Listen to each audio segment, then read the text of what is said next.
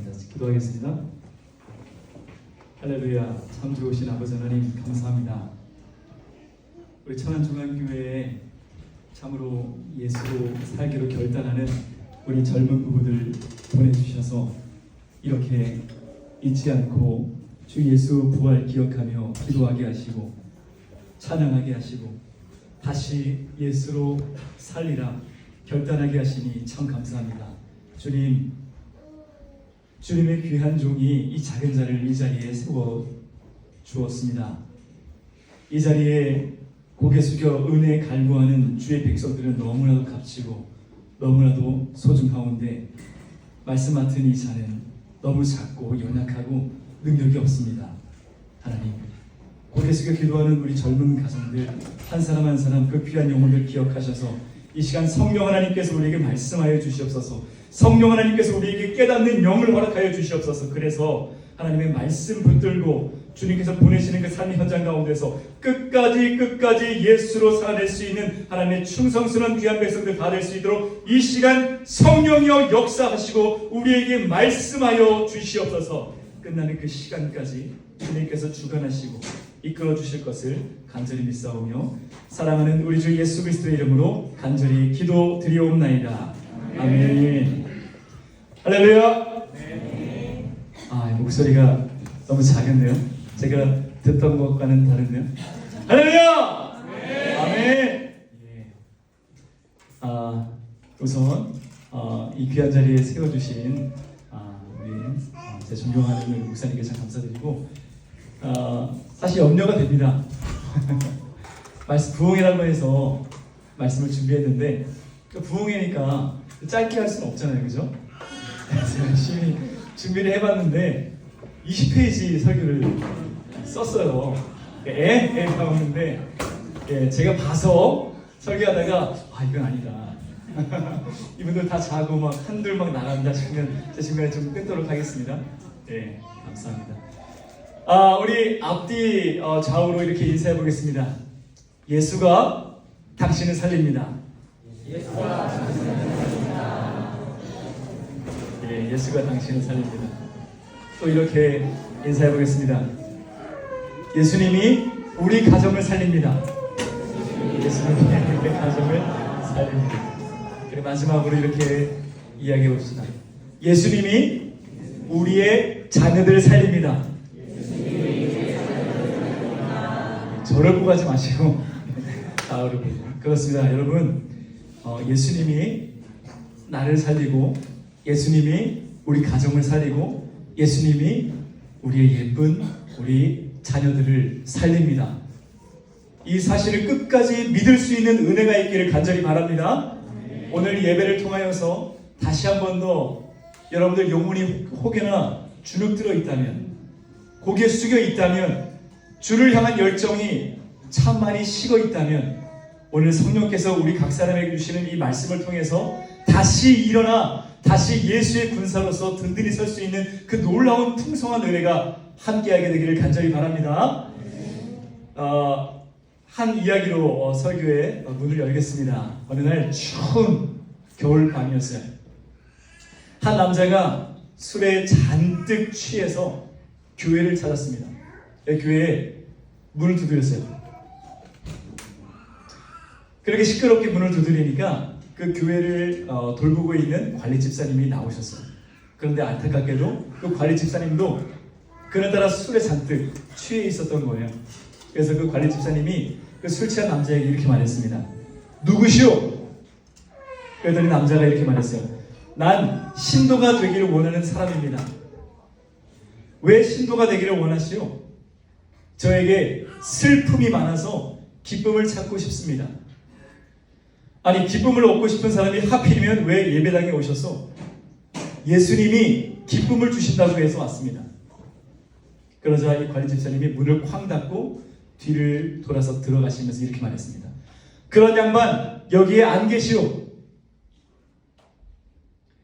저는 이 이야기를 처음 읽었을 때 실수가 나왔지만 이내 입쓴 씁쓸함으로 인해서 참 한동안 고통하였습니다. 왜 그랬을까요? 이것이 그냥 한 이야기로 끝나는 것이 아니라 오늘날의 교회의 현실을 대변하고 있다라는 생각이 들었기 때문입니다. 참 서글펐어요. 이 남자는 힘을 다해 살아냈건만 삶의 소망이 없었습니다. 기쁨이 없었어요. 그래서 술에 취했어요. 그런데 어떻게 해서든 이 기쁨을 다시 회복하고 싶어서 예수님이 계시다라고 하는 교회당을 찾았습니다. 그런데 그 교회를 지키는 그 관리 집사님도 삶의 소망이 없었고 기쁨이 없어서 술에 취했습니다. 그런데 안타까운 것은 예수님이 있을 것이라 기대하고 찾았던 그 교회에 예수님이 없었다는 거예요. 그리고 그 교회를 지키는 사명이 있었다라고 하는 그 한 성도도 그 마음 가운데에 삶의 소망과 기쁨이 없었고 그의 마음 가운데에도 여전히 예수님이 없었다는 현실입니다. 이 이야기는 우리에게 신학적으로 아주 중요한 주제를 던져줍니다. 성서를 보면 교회는 누구의 몸이에요? 교회는 누구의 몸입니까? 예수님의 몸이에요. 그러므로 교회의 주인은 예수님입니다. 그러므로 당연히 교회에는 예수님이 그 중심에 서 계시죠. 그렇다면 우리가 사랑하는 이 교회 안에는 예수님이 계십니까? 성서에서 말씀하는 예배는 예수님께 예배드리는 것입니다. 그러면 우리가 드리고 있는 이 예배가 진정 예수님께 드려지는 예배입니까? 성서가 말씀하는 성도라고 하는 존재는 예수님을 내 마음에 모신 사람입니다. 그러므로 예수님이 내 마음에 있기 때문에 우리는 하나님의 뭐가 돼요? 성전이 되죠. 그러면 여러분들 마음 가운데에 예수님이 계십니까? 우리가 아무리 사랑하는 교회라 할지라도 그 교회 안에 예수님이 없다면 그곳은 교회가 아니요 건물일 뿐입니다. 우리가 힘을 다해서 목청껏 찬양하면서 기도하고 예배 드린다 할지라도 그 예배가 예수님께 드려지지 않는다면 그 예배는 그저 쇼일 뿐이며 콘서트일 뿐이며 그저 내 지식 쌓기 위해서 강의를 듣는 시간일 뿐일 것입니다. 더 나아가서 예수 믿는 사람이라고 말을 하지만 그 마음 가운데 예수가 없다면 그 사람은 예수의 사람이 아니요 하나님의 사람이 아니요 세상의 사람이요 사단의 사람이 되는 것입니다. 그러면 그 사람은 아무리 예수 믿는다 이야기를 한다 할지라도 구원받지 못한 사람이며 하나님의 원수가 되어서 하나님의 저주 가운데 놓여있는 사람이다 말할 수가 있습니다. 그렇다면 여러분, 교회 안에 예수님이 있다는 증거는 무엇일까요? 예수님이 받으시는 예배의 증거는 무엇일까요? 예수님을 믿고 사랑하는 그 사람의 그 증거는 무엇일까요? 많은 것들이 있겠지만 나는 눈물 하나를 꼽고 싶습니다. 성도는 예수 십자가에 빚진 자입니다. 생명 내어주신 그 사람, 죄인일 수밖에 없어서 하나님의 영원한 미움받으며 저주받으며 살아갈 수밖에 없는 하나님의 원수된 존재였는데 내가 예수 믿음으로 예수께서 날 대신해서 내 십자가를 대신 지심으로 말미암아 죽어주셨기 때문에 하나님과 나의 관계가 다시 이어졌고 내가 하나님의 아들 되고 내가 하나님의 딸이 되고 내가 하나님의 사랑과 은혜를 받을 수 있는 성도가 되었기 때문에 날마다 죄에 넘어지는 내 자신을 바라볼 때마다 우리 날마다 눈물을 흘릴 수밖에 없어요. 이 보잘것없는 날 위해서 죽어주신 그 사람, 날마다 넘어지는 나를 끝까지 기대하면서 손 내밀어 주시는 그 사랑을 내가 기억하면 눈물이 날 수밖에 없습니다. 그러면 눈물의 사람들이 드리는 예배 가운데에는 눈물이 있을 수밖에 없어요. 눈물의 사람들이 모여있는 그 교회 안에는 눈물이 흥건한 눈물이 바다를 이룰 수밖에 없다는 것입니다. 그럼 여러분들의 삶 가운데 눈물이 있습니까? 여러분들이 드리고 있는 그 예배 가운데 눈물이 있습니까? 여러분들이 사랑하는 이 교회 안에 진정으로 예수 그리스도께서 생명 내어주심으로 인한 그 은혜로 인한 그 눈물이 있습니까? 오늘 우리가 함께 나누는 이 말씀을 통해서 다시 한 번 더 날 위해 모든 것 내어주신 예수 그리스도의 사랑을 회복하여서 다른 것보다 우리의 눈물이 회복되기를 간절히 바랍니다. 그래서 우리가 드리는 그 예배가 눈물이 회복되어서 하나님께 상달되는 예배가 될 수 있기를 간절히 바랍니다. 그래서 우리가 사랑하는 이 교회가 예수 그리스도를 향한 그 눈물이 가득하여서 하나님께서 참으로 기뻐하시고 사랑하시고 기억하시고 존귀히 여기시는 하나님께서 참 사랑하시는 교회가 될 수 있기를 예수님의 이름으로 축복합니다. 오늘 우리가 함께 나눈 이 말씀을 보면 빈 그물을 들고서 고된 노동으로 참으로 깊은 한숨 속에 있는 사람들을 만납니다.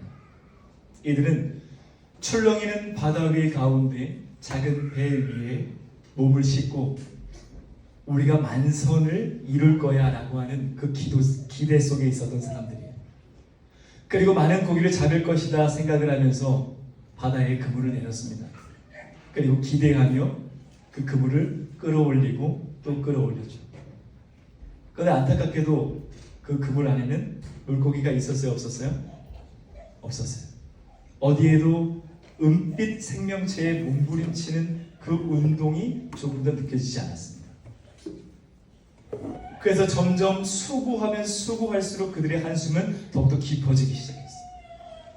그리고 끝내 그 그물의 맨 마지막 마감 처리가 되어 있는 그 그물이 올라오는 그 순간까지 조금도 은빛 생명체의 아감이 여닫는 그 현상을 보지 못하자 이들은 참으로 허탈해하며 허무해하며 한숨지며 고통스러워했습니다.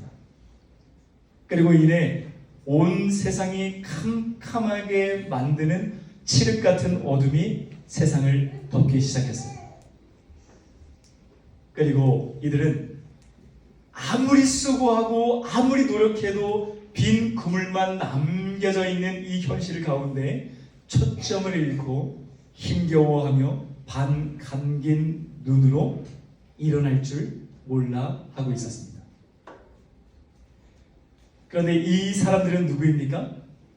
예수님의 제자들입니다. 이들은 예수님을 믿는 사람들입니다. 이들은 예수님의 부활을 목격한 사람들입니다. 복음이 무엇인가? 구원이 무엇인가? 은혜가 무엇인가? 하나님의 나라가 무엇인가? 예수 그리스도의 사명을 갖고 살아가는 그 삶이 어떠한 삶인가? 그들은 아주 잘 알고 있었던 사람들이었어요. 그리고 그들은 예수께서 너희를 만나주겠다 말씀하셨던 그 갈릴리로 오라 말씀하셔서 그 갈릴리로 찾아왔습니다. 그러나 이들은 예수님을 만나지 못했어요. 놀라운 사실은 이들이 힘써 노동하고 있는 이 배 위에 그들 마음속에 조금도 예수의 흔적이 없었다는 겁니다.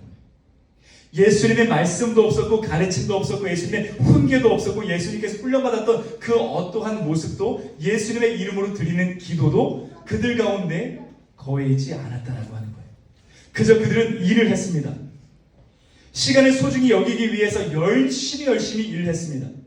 살기 위해서 그 시간 값지게 보내기 위해서 누구보다 열심히 밤이 새도록 그들은 일을 했습니다. 그리고 새벽이 찾아올 때까지 쉬지 않고 야근하고 또 야근하고 또 야근했습니다. 그런데 그들에게 남겨진 것은 빈 그물이었어요. 남겨진 것은 아무것도 없었습니다.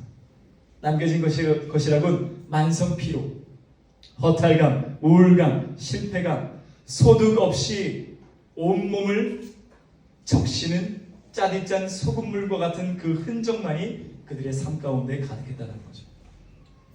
이들은 행복하지 않았습니다.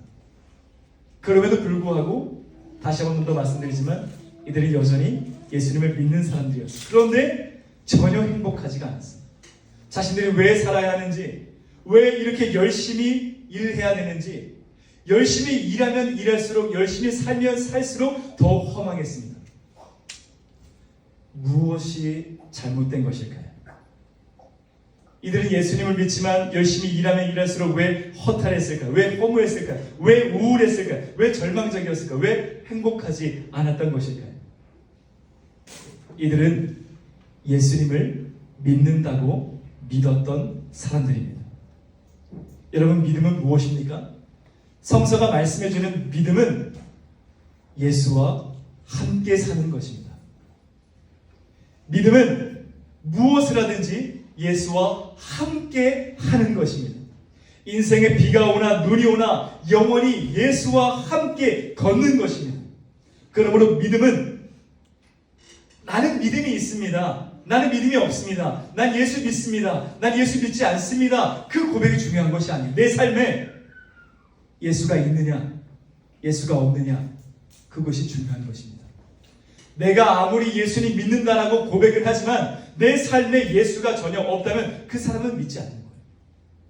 내 삶에 예수가 함께 먹고 마시고 생활하고 있다면 그 사람은 진정한 믿음이 있다라고 말을 할 수 있습니다.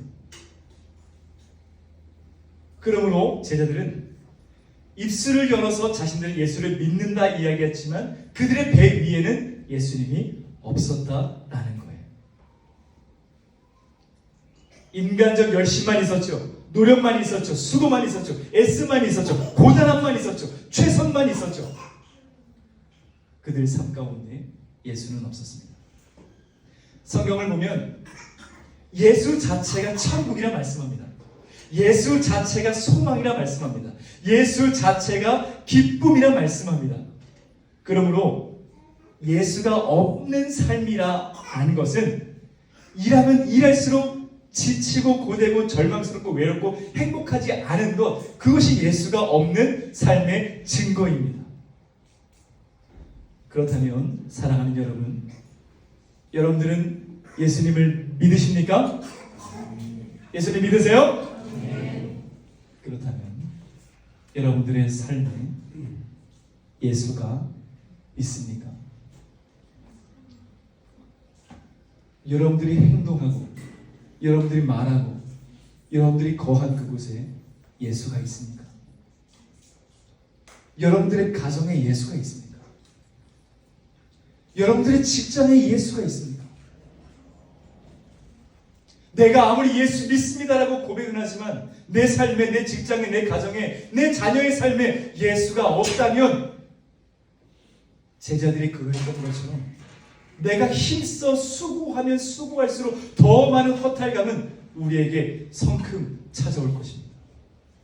날마다 열심히는 일을 하는데, 날마다 야근하고 야근하는데 내가 왜 살지? 왜 이렇게 지칠까? 왜 이렇게 기쁨이 없을까?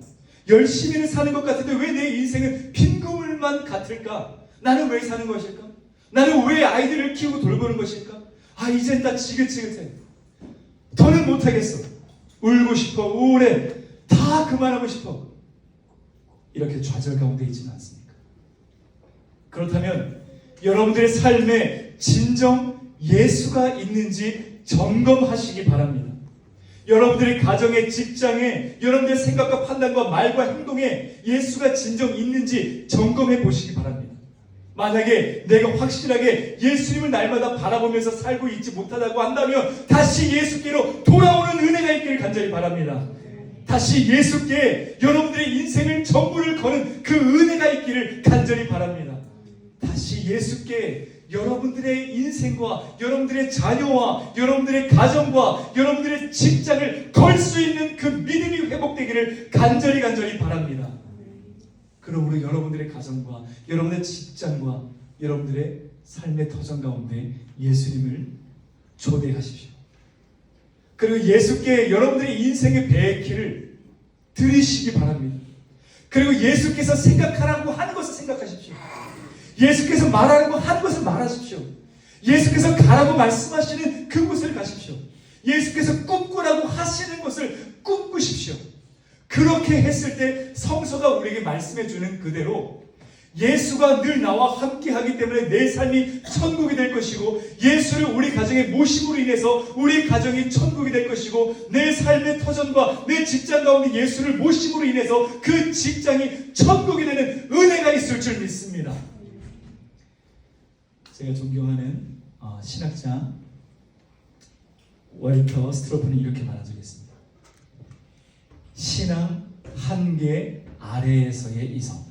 따라해볼까요? 신앙 한계 아래에서의 이성. 신앙 한계 이해되세요?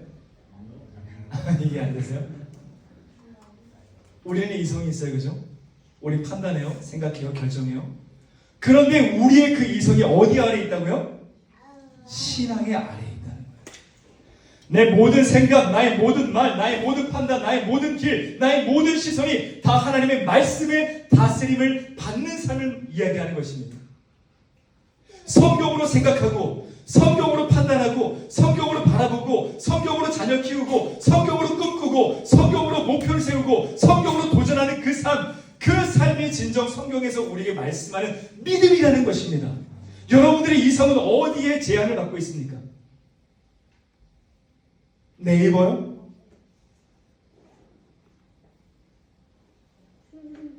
교수요?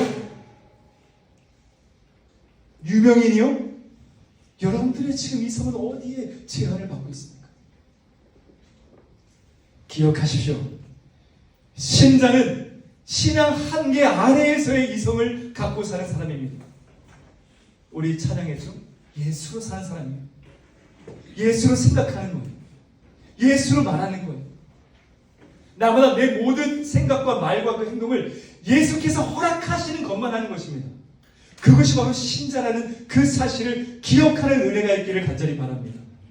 그래서 여러분들의 가정, 여러분들의 직장, 여러분들의 삶의 터전, 여러분들의 자녀를 오직 신앙 한계 아래에서의 이성으로 살아가 나보다 예수가 동행하고 예수가 가르치고 예수가 이끄는 그 놀라운 그 은혜로 인해서 눈물 없이는 살 수 없는 이 인생길 가운데 나보다 천국의 그 기쁨이 늘 우리와 함께하는 그 은혜가 있기를 예수님의 이름으로 축복합니다. 제자들은 예수께서 부르시는 갈릴리로 나갔습니다. 제가 요청드릴 때만 화면 띄워주실 수 있을까요? 네, 고맙습니다. 그런데 밤이 새도록 제자들은 한 마리의 그 물고기도 잡지 못했어요. 날마다 수고했지만 그들에게 남은 것은 빈 그물이었습니다. 그렇게 수고하고 허탈해하고 허무해하고 안타까워하고 우울해하는 그 제자들을 지켜보시는 분이 있었죠. 누구예요? 예수님이 저 밑에서 이들을 지켜보고 있었습니다. 그러면서 허탈해하는 제자들에게 이렇게 질문합니다. 요한복음 21장 5절입니다. 띄워주시죠. 우리 함께 읽어볼까요? 시작.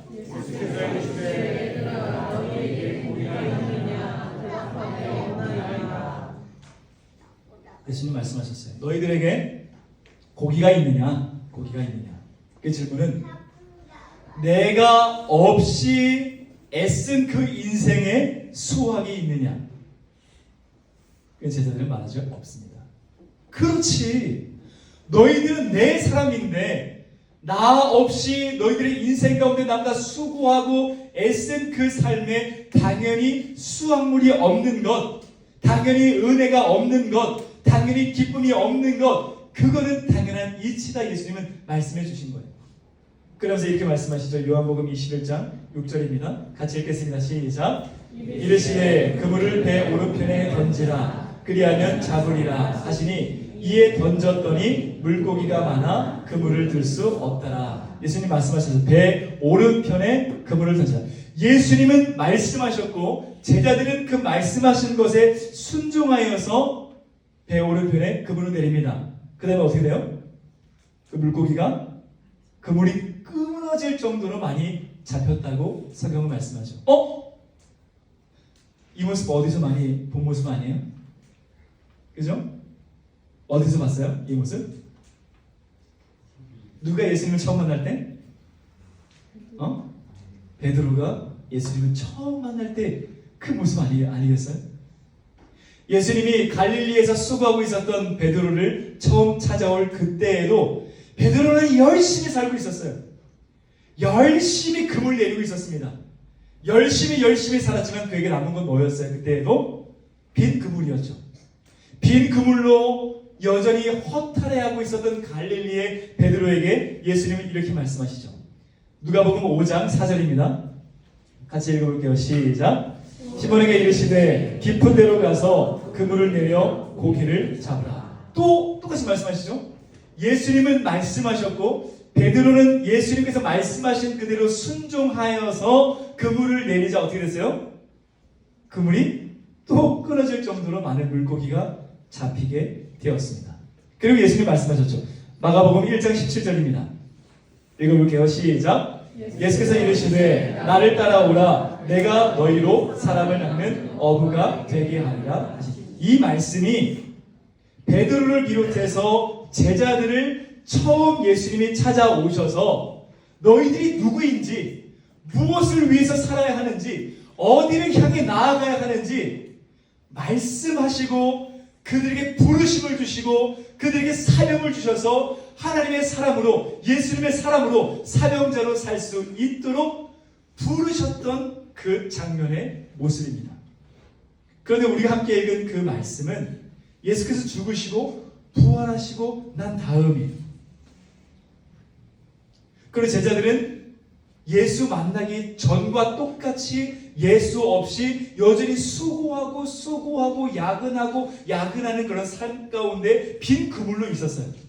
그런데 그 갈릴리에 예수님이 다시 찾아오셨다라고 하는 것은, 그리고 또다시 베드로에게 보여주셨던 그 장면을 다시 연출하셨다라고 하는 것은, 다시 한 번 더 그들이 잊었던 정체성, 자신이 누구인가, 무엇을 위해서 살아가야 하는가, 어디를 향해서 걸어가야 하는가, 잊어버렸던 그 사명감을 다시 재확인하고 기억하게 하시기 위해서 처음 만나주셨던 그때의 그 장소 갈릴리에서 그때의 그 사건, 그때의 그 말씀을 다시 연출하셔서 그들이 잊고 있었던 그 예수 사명자의 그 사명을 다시 한 번 더 기억할 수 있도록 인도하셨다라고 하는 것입니다.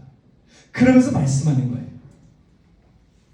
사랑하는 나의 제자들아, 너희들은 그저 먹고 살기 위해서 일하는 존재가 아니야. 죽지 못해 사는 존재가 아니야. 너희들은 사람을 낳기 위해서 존재하는 거야.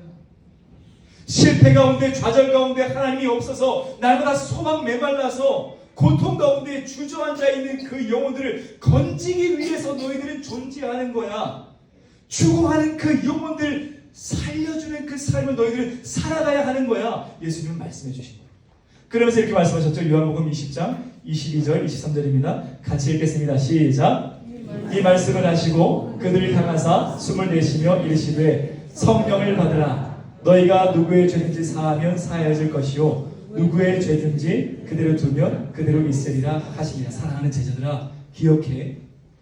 너희들의 힘으로 이 사명을 감당해 내려고 한다면 너희들이 실패할 거야. 뭘 받아야 한다고요? 나의 영, 성령을 받아야 한다. 너희들이 성령을 의지해야만, 성령의 다스림을 받아야만 이 사명을 온전히 감당할 수 있다고 말씀합니다. 그리고 기억해. 너희들이 떠내려가는 영혼에게 손을 내밀어주면 그 영혼은 살겠지만, 떠내려가고 죽어가는 숨 넘어가는 그 영혼에게 너희들이 손을 내밀어주지 않는다면 그 영혼은 그대로 죽게 될 거야 라고 말씀하셨습니다.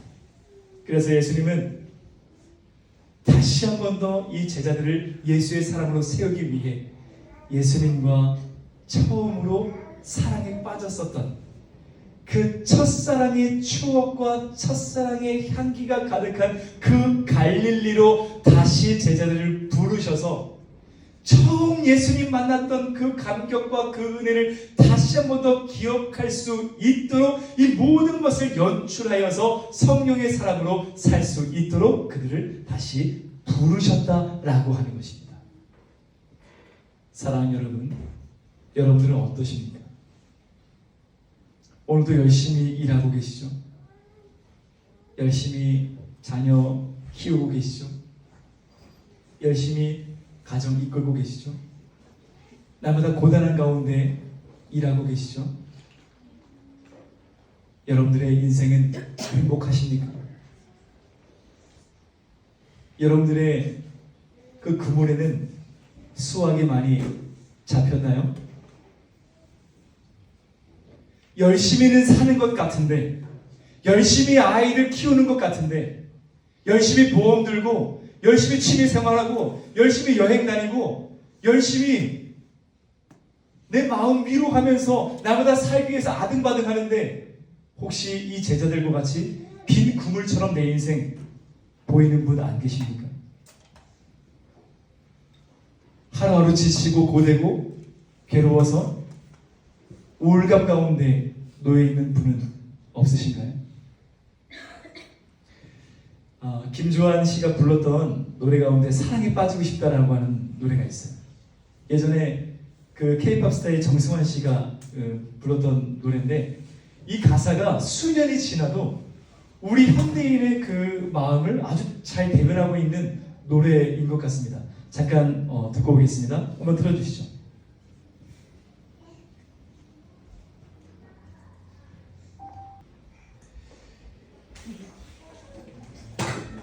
예수가 없는 삶이 바로 이러한 삶입니다. 그리고 이 삶을 두고 철학가 파스칼은 이렇게 말하게 되었어요. 화면에 띄워주시죠. 제가 읽겠습니다. 인간의 마음속에는 커다란 구멍이 뚫려 있다. 그 구멍은 세상적 쾌락이나 물질로, 명예나 권세로 채울 수 없다. 그럴 경우 오히려 실망과 불만족과 허무만이 남게 된다. 사람 마음에는 하나님 모양의 구멍이 있다는 것이죠. 그리고 그 구멍 안에는 하나님을 채워야 조금도 틈 없이 딱 들어맞아서 만족을 누릴 수 있는데 이 하나님의 구멍에 뻥 뚫려 있는 이곳에 하나님이 아닌 다른 무언가를 자꾸 채우면 채우고 또 채우면 끝내는 채워지지 않는 그 허탈함과 우울감과 허망함 가운데 우리가 살 수밖에 없다는 것입니다. 사랑하는 여러분, 여러분들의 삶은 어때요? 여러분들의 마음 가운데 하나님의 그 자리에 진짜 하나님이 계십니까? 아니면 내 마음 가운데 하나님 그 구멍에 어떻게 해서든 삶을 즐겨보려고 취미를 채우고 즐거움을 채우고 여행을 채우고 맛집을 채우고 행복을 채우려고 하지만 사는 게 뭘까? 대체 내 인생은 왜 이렇게 허무할까? 라고 하는 허탈감 가운데 놓여있지는 않습니까? 만약에 여러분들이 그런 허탈감 가운데 있다면 자! 갈릴리로 돌아오십시오. 예수님께서 여러분들을 처음 만나주셨던 그 갈릴리 그 바닷가로 돌아오십시오. 여러분들 향해서 넌 나의 것이야. 넌 날 위해 살아야 돼. 내가 널 도와줄 거야. 내가 널 임명할 거야. 내가 널 들었을 거야. 널 통해 하나님 나라 세울 거야. 말씀하셨던 내가 널 위해 생명 버렸어. 내가 널 이토록 사랑해. 내가 이토록 너를 귀하게 여겨 라고 말씀하시며 날 불러주셨던 그 사명의 현장 갈릴리로 돌아오시기 바랍니다. 그래서 그 갈릴리에서 날 향해서 사랑과 은혜의 손길 내밀어주고 있는 예수님의 손길을 받아 안고 다시 한 번 더 예수님의 진정한 사명자로 거듭나는 놀라운 은혜가 있기를 간절히 바랍니다. 저는요 공대리였습니다. 공대리였다가 제가 이제 부르심을 받고 신학교에 가게 됐어요. 제 신학교에 그렇게 이제 뒤늦게 가서 이제 목사가 되고 난 다음에 제 마음에 들었던 생각은 이 자리가 참으로 부담스럽다라고 하는 것을 제가 처음 느꼈어요. 건강한 목회자라고 한다면 성도들 앞에서 날마다 하나님의 영광을 드러내는 삶을 살아야 하기 때문에 하나님을 두려워하는 삶을 살아야 하기 때문에 예수님을 가장 닮은 모습을 보여주기 위해서 분투하는 삶을 살아야 하기 때문에 사실 목회자들은 건강한 목회자라고 한다면 늘 무리합니다. 늘 무리해요. 대충 할 수가 없는 거예요. 그래서 건강한 목회자일수록 안타깝지만 많은 질병에 노출되어 있는 것이 사실입니다. 그리고 저도 제 존경하는 목사님이 이 부흥의 설교를 맡아달라고 했을 때 제 속으로는요 거부하고 싶었어요. 안 하고 싶었어요. 저를 아는 사람은 알지만 저는 극 I형이고 저는 저는 청년 시절에 깊은 그 정신적 이 싸움을 오래 한 사람이어서 그래서 대인 기피증도 아주 깊게 알았던 사람이에요. 그래서 설교는 늘 부담스러워요.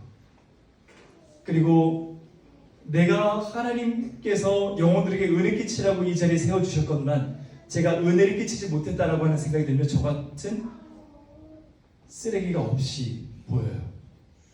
그래서 날마다 이 깊은 스트레스 속에 살게 됩니다. 그래서 저를 비롯한 많은 목회자들이 영적 슬럼프가 올 때가 있어. 너무 이제 부담스러우니까, 너무 이 십자가를 벗고 싶으니까. 그래 나도 성도들처럼 이 은혜의 자리에 그냥 머물러서 예배하고 싶으니까 영적 슬럼프에 많은 사람들이 빠져요. 그런데 이것을 잘 극복하지 못하면 이 목회자들도 믿음이 병들기 시작합니다. 그래서 잘 이겨내야 돼요. 저 역시 이런 슬럼프가 한두 번이 아니었어요. 그럼에도 불구하고 제가 그 모든 것들을 이겨내서 사고치지 않고 여기까지 목회를 할 수 있었던 것은 제 십자가가 무거워지고 정말 부담스럽고 내려놓고 싶고 열심히는 하는 것 같은데 내 손에는 여전히 빈 그물만 움켜쥐는 그때에 제가 하는 것 단 한 가지가 있습니다. 갈릴리로 돌아가는 거예요. 깊은 정신적 질병에 시달리면서 단 10분도 술 없이는 살 수 없었던 그때 공요셉 청년의 그때 인생 망하게 되었다고 생각이 들어서 판단이 들어서 날마다 죽음을 꿈꾸고 날마다 생명을 내려놓고 싶었고 스스로를 망치기 위해서 음식을 거부하고 나는 술만 채우고 몸도 마음도 다 피폐해졌던 그때에 날 찾아오셔서 난 나 스스로가 쓰레기 같은데 넌 내 생명보다 귀해 라고 말씀하셨다. 내가 널 통해서 일할 거야 말씀하시니 저에게 손 내밀어 주셨던,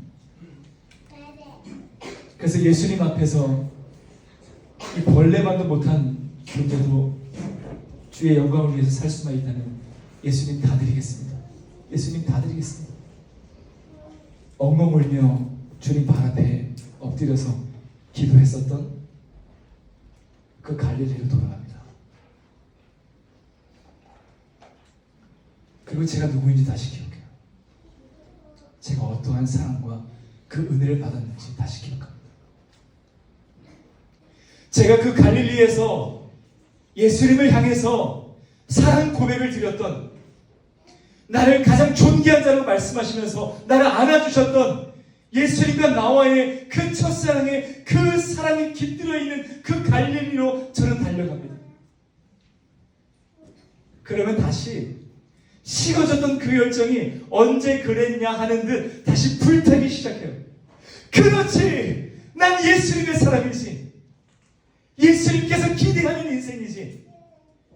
예수님께서 나에게 넌 나의 보석이야 말씀하신 존귀한 인생이지 라고 하는 것을 다시 깨닫게 되면 다시 고개 들어서 믿음을 선포하면서 하나님 말씀 앞에 설 수 있다는 것입니다. 사랑하는 여러분, 한국교회 이곳저곳 다 같은 아우성 치는 것은 3040 세대가 사라진다는 거예요. 어디에도 이 3040은 예배하지 않고 믿음이 다 식어버려서 교회 안에 존재하고 있다고 할지라도 이들이 언제 사라져도 조금도 이상하지 않는 현실이다 라고 교회는 말하고 있습니다. 그리고 이 증발 현상은 코로나가 시작되고 아주 가속화되었습니다. 그래서 저와 여러분과 같은 3040 세대는 점점 교회에서 그 흔적이 사라지고 있습니다. 왜 그럴까요, 여러분? 왜 그럴까요?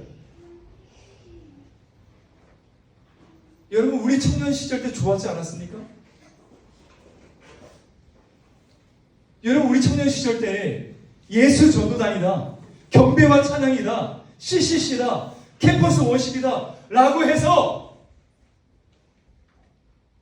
예수님 앞에 우리의 사랑 고백하면서 방방 뛰면서 목청껏 부르짖어 기도하면서 세계를 날라고 영혼을 날라고 내가 예수 위해 살겠다고 우리 부르짖으면서 찬양하지 않았어요? 그 3030 다 어디 갔습니까? 그 청년들은 어디 갔습니까? 예수 위에서 두 주먹 불 끈지면서 노래하고 찬양했던 그 청년들이 지금 나이 들어서 저와 여러분이 되셨잖아요. 그런데 왜 한국교회는 지금 3040 세대가 믿음이 사라지고 있다고 왜 한탄하면서 고통스러워해야 하는 것입니까?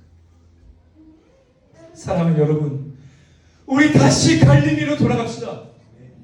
다시 주 앞에서 다윗처럼 춤추며 노래했던 그 순간으로 돌아갑시다. 저는 그 갈릴리가 떠오를 때마다 이런 찬양이 떠오릅니다. 여러분 같이 부르지 않았어요? 오직 예수 주님만이 나의 삶의 이유, 이런 찬양을 많이 부르죠. 물이 바다 덮음같이 하나님의 영광을 인정하는 것이 온 세상 가득하리라. 그리고 이 찬양이 우리 찬양 아닙니까? 우리 한참 부르던 찬양 아니에요? 부흥의 불길 한번 같이 부르세요. 반주해 주실 수 있어요? 우리 함께 우리 청년의 때를 기억하면서 함께 찬양해 보겠습니다. 힘다해서 부흥의 불길 타오르게 하소서, 진리의 말씀이 땅 새롭게 하소서. 함께 찬양하겠습니다. 부흥의 불길, 부흥의 불길 타오르게 하소서. 진리의 말씀, 진리의 말씀 이 땅 새롭게 하소서. 아멘. 은혜의 강물, 은혜의 강물 흐르게 하소서. 성령의 바람, 성령의 바람 이제 불어와.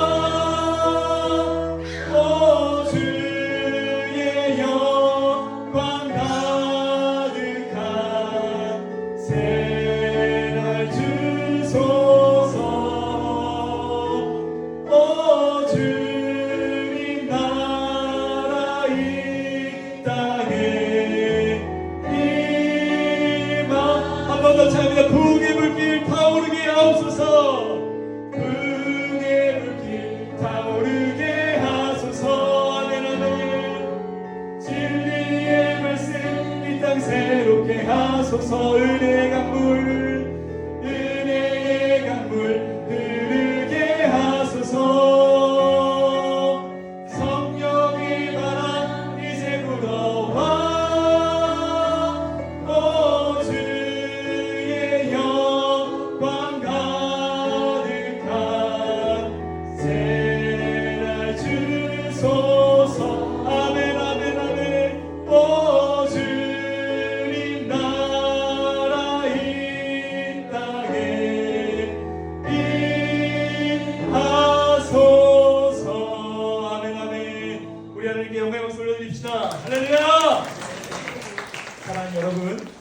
여러분들의 갈릴리는 어디입니까? 여러분들이 예수님 발 앞에 엎드려서 엉엉 울면서 내 삶 드리겠습니다 고백하며 기도하고 찬양했던 그 갈릴리는 어디 있나? 이제 그만 그 갈릴리로 돌아가십시오. 예수님이 여러분에게 사랑 고백했던, 여러분이 예수님께 사랑 고백 드렸던 그 갈릴리로 돌아가십시오. 그리고 잊어버렸던, 너무 바빠서, 너무 고대해서, 아이들 키우느라고 너무 정신없어서 잃어버렸던 여러분들의 정체성을 회복하기를 간절히 바랍니다.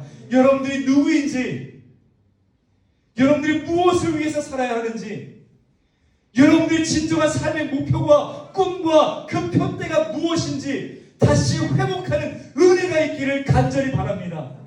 그리고 기억한 그 예수님의 그 사랑과 그 은혜와 다 내어주신 그 은총을 다 기억하여서 눈에 넣어도 아프지 않을 여러분들의 자녀들에게 힘다해서 그 믿음을 전수해 주시기 바랍니다. 그래서 우리 아이들 길 잃어버리지 않도록 예수 없이 살다가 날마다 허망하고 빈 꿈을 날마다 움켜쥐면서 우울해하고 주저앉아 있는 인생 살지 않도록 우리 자녀들도 예수 따라 부엌의 불길 향해서 힘다해서 행진하면서 나아갈 수 있도록 힘다해서 여러분들이 열정을 이식해 주기 바랍니다. 그래서 여러분들이 먼저 회복되고 여러분들의 가정이 회복되고 여러분들의 자녀가 회복되어서 여러분들의 삶을 통해 다시 한 번 더 하나님께서 꿈꾸는 세대, 하나님께서 이 시대의 3040 세대 불쏘시개로 쓰는 그 놀라운 그 은혜가 저와 여러분들과 늘 함께하기를 예수님의 이름으로 축복합니다. 아직 끝나지 않았어요.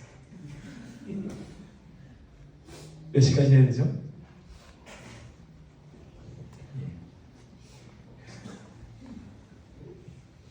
아마 이때는 바다의 해무가 가득했을 거예요. 그런데 저 멀리서 목소리가 들렸죠. 그러니 제자들은 보이지 않는 그 곳 가운데서 저 검은 형체가 누구지? 라고 생각하며 온 정신을 다해서 집중해서 그 형체의 주인을 찾아갔을 거예요. 그래서 요한으로 추정되는 사람이 말하죠. 주님이시다. 그러자 베드로가 어떻게 했어요? 즉각적으로 겉옷을 입었죠. 그 말은 자신이 사랑하는 스승 앞에 하나님 앞에 예의를 갖춘 모습입니다. 그리고 성서는 말씀하길 그 많은 제자들 가운데 오직 베드로만이 그 배가 무태 도달하기 전에 그 배에서 나와 첨벙첨벙 그 무거운 모든 물살을 거두어서 예수께로 나아갔다고 성경은 말씀하고 있습니다. 그는 알았던 거예요. 나에게는 예수님이 필요하다는 사실을요. 나에게는 예수 말씀이 필요하다는 사실을요. 예수 없이 살다 보니 날마다 빈금을 인생으로 너무 허덕이는 인생을 살았으니 내가 예수를 다시 붙들어야만 내가 살 수 있다는 그 절박함과 그 처절한 그 마음이 베드로에게 있었던 것입니다. 그러니 그 바다가 얼마나 깊은지는 베드로에게 문제가 아니었어요.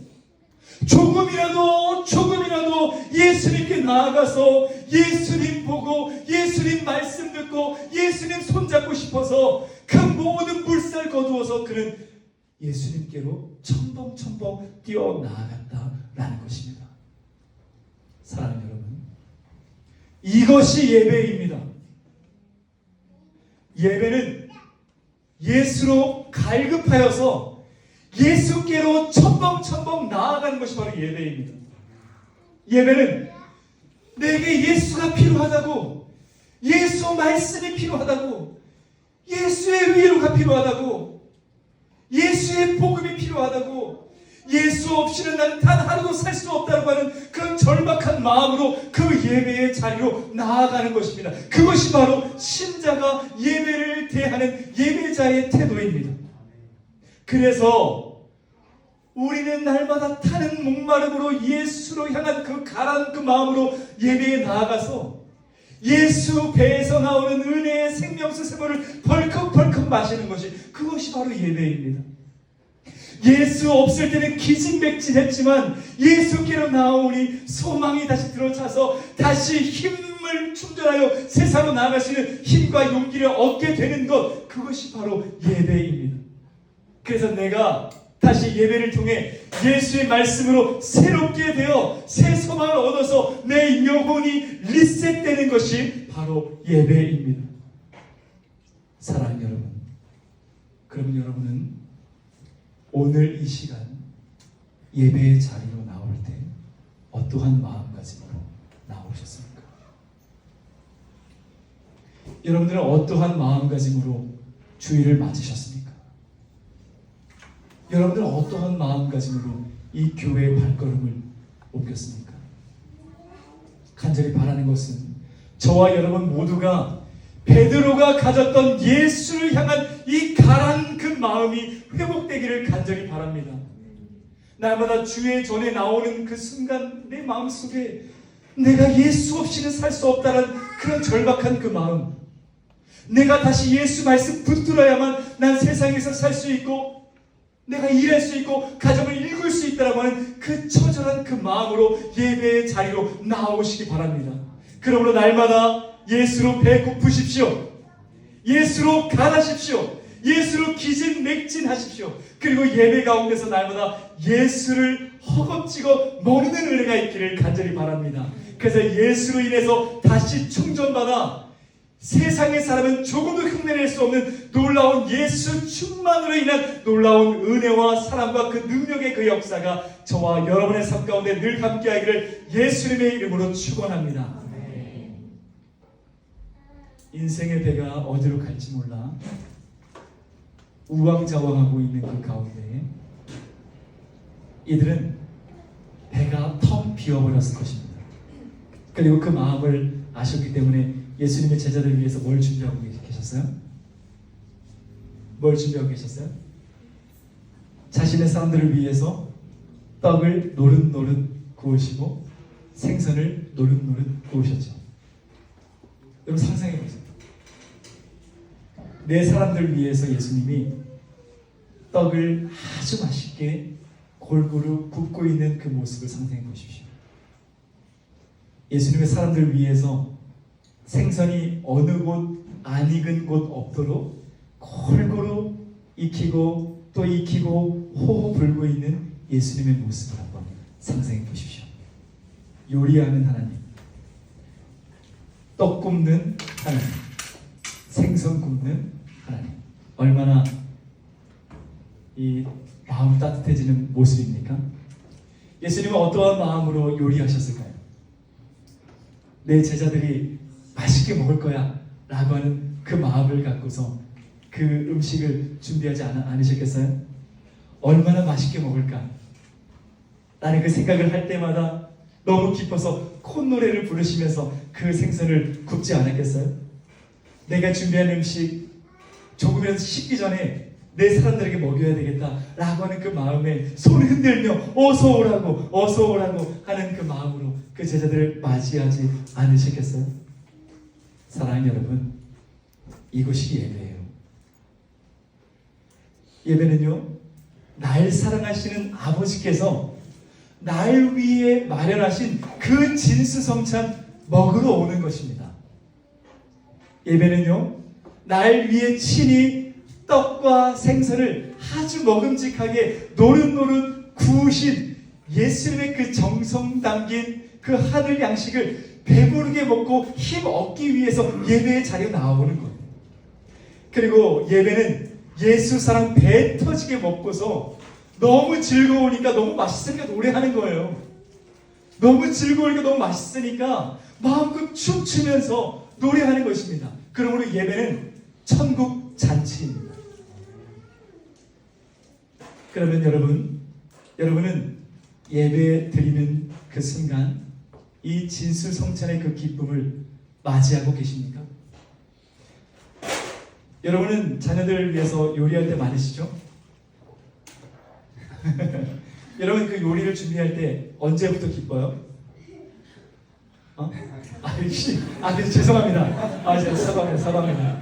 진심으로 사과합니다. 제 아내도 그랬어요. 제일 맛있는 음식은 남이 차려준 음식이에요. 죄송해요.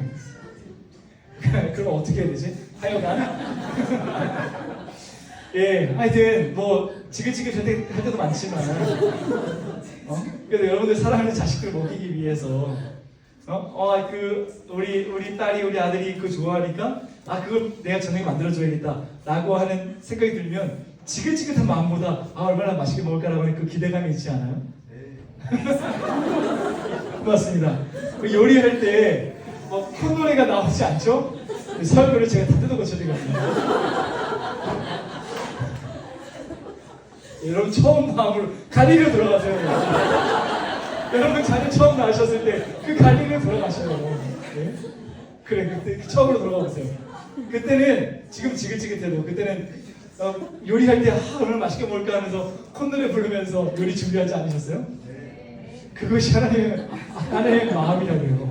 하나님께서 지긋지긋해하지 않으세요. 여러분들이 이 예배 통해서 얼마나 맛있게 먹을까, 얼마나 즐거워할까 라고 하는 그 마음 갖고 하나님은 그 예배를 준비하신다는 거예요. 자식은요, 철이 들면 들수록 부모님이 만들어 주신 그 요리에 감사해서 그 요리를 어떻게 먹어요? 맛이 없어도 엄청 맛있게 먹죠. 제가 군대에 있을 때 휴가를 나오면 진짜 제 어머니는 정말 말 그대로 상다리가 부러질 정도로 상을 차려주셨어요. 그러면 제가 그걸 어떻게 먹을까요? 어머니 너무 감사하니까 진짜 먹으면서 와 진짜 우리 엄마 이 음식이 최고라고, 진짜 집밥만이 생각났다고, 야 우리 어머니가 있어서 내가 이렇게 산다고 하고 코 박고 밥 한 톨 남김없이 싹싹 긁어 먹죠. 그 다음에 밤이 되면 몰래 편의점 가서 소화제를 사 먹죠. 이게 사실은 부모님을 사랑하는 자식의 마음 아니겠어요?